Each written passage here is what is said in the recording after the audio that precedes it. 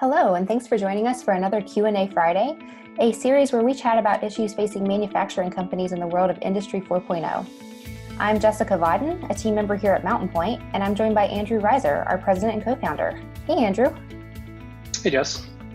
Hey, so this is actually a ongoing conversation that we kind of launched a couple of weeks ago, where we are breaking down the 10 best practices for managing a digital transformation project. So if you guys out there listening follow along on our blog, we recently released a 10-step guide to managing digital transformation.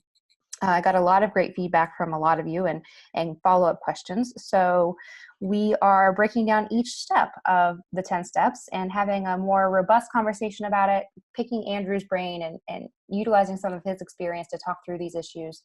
And today we're going to tackle the importance of having a C-suite or a C-level champion supporting the effort. So Andrew, why is that important?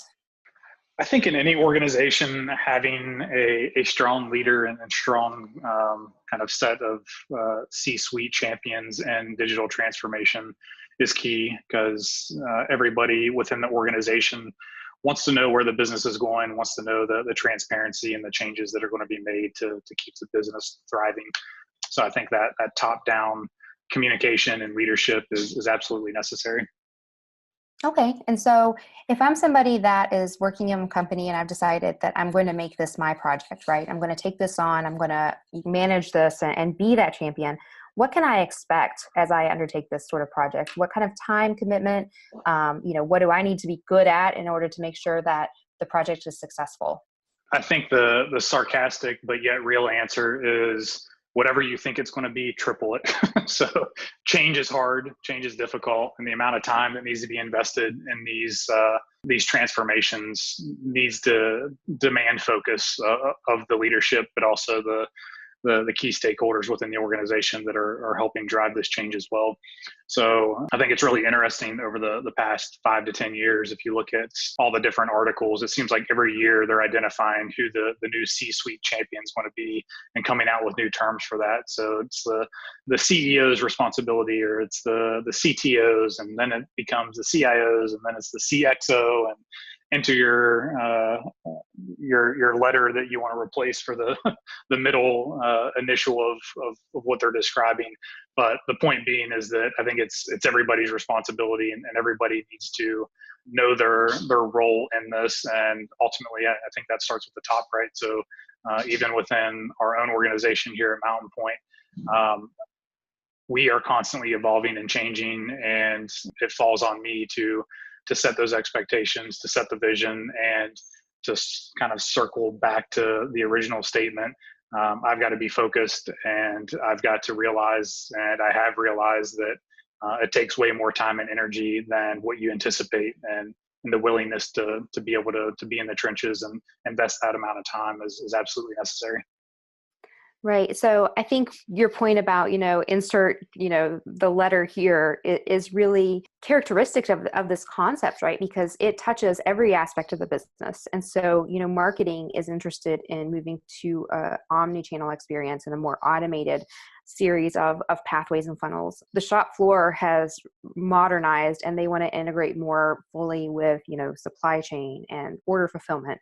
So if I'm the champion and, I have the goal of modernizing my company, where do I start? Like, do I build a team? Do I pick a problem? Obviously, I've probably got a pain point, right, that I want to solve, but how do I really make sure that our entire company is focused on this issue?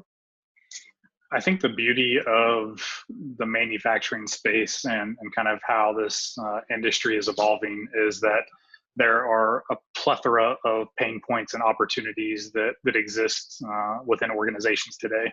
So when you think about the process and the systems challenges and all these different leaders across the C-suite that you highlighted, whether it be the CIO, the CMO, whomever, they all have their own digital initiatives that kind of tie together to make up this whole transformation.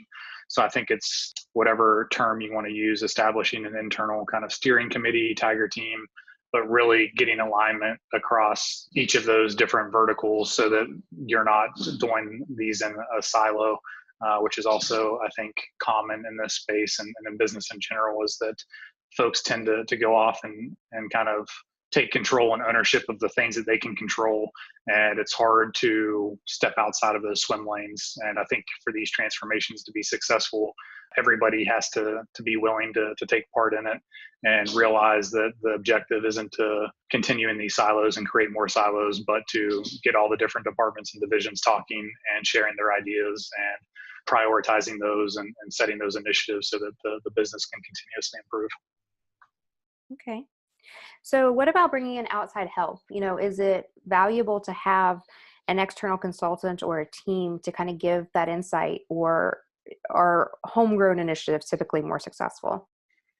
I think it has to be a balance of both. I think the value of bringing in outside support and help helps create that focus and accountability and lessens the finger pointing, if you will, internally, because it's another set of eyes that brings best practices and can share experiences of our lessons learned and trials and tribulations of working with other companies.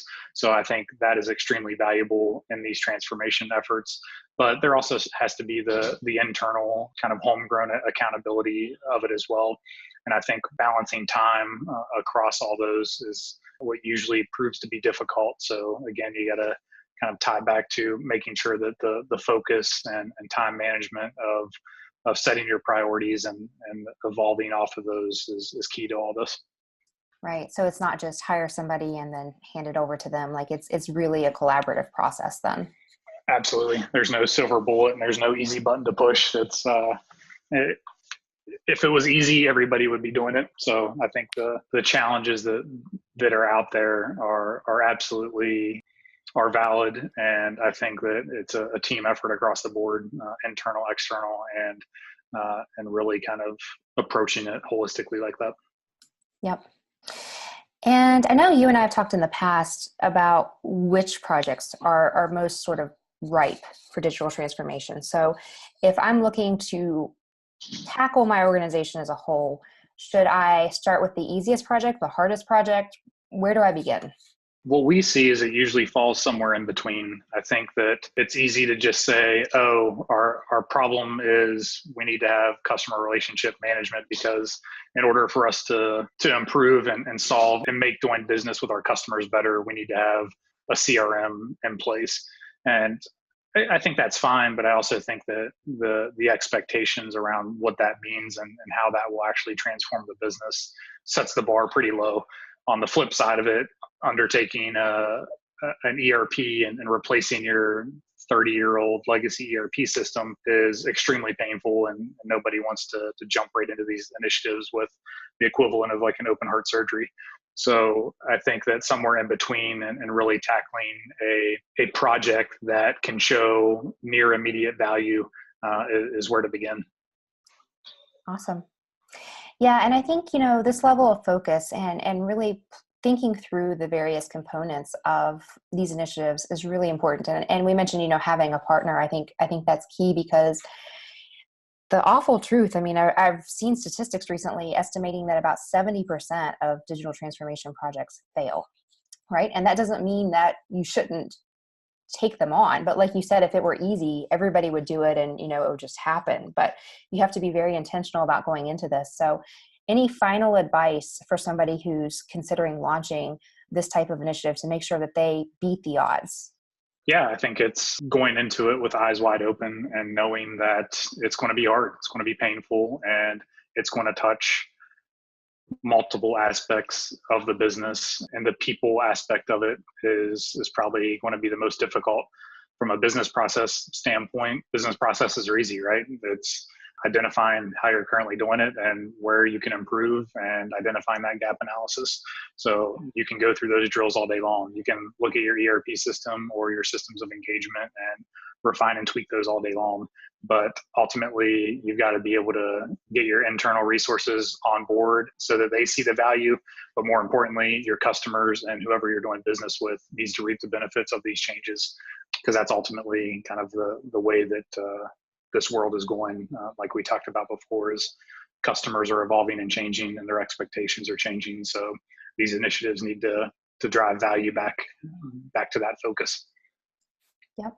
And, we've seen that when done correctly, they can yield tremendous ROI. We have a couple of case studies where people have seen, upwards of 200% return on their investment within just a few months. So when done right, they're absolutely offering a competitive edge to companies that are able to undertake them, but getting it right is obviously key. And we'll talk through some of the other issues surrounding getting it right in future series or future episodes in this series in the coming weeks. So please follow along, subscribe. For those of you out there listening, please let us know if you have any follow-up questions or anything that you'd like us to tackle. You can hit us up on social media. You can email us, call us. We're always listening and love to hear from you. Andrew, thanks again. Thank you, Jess.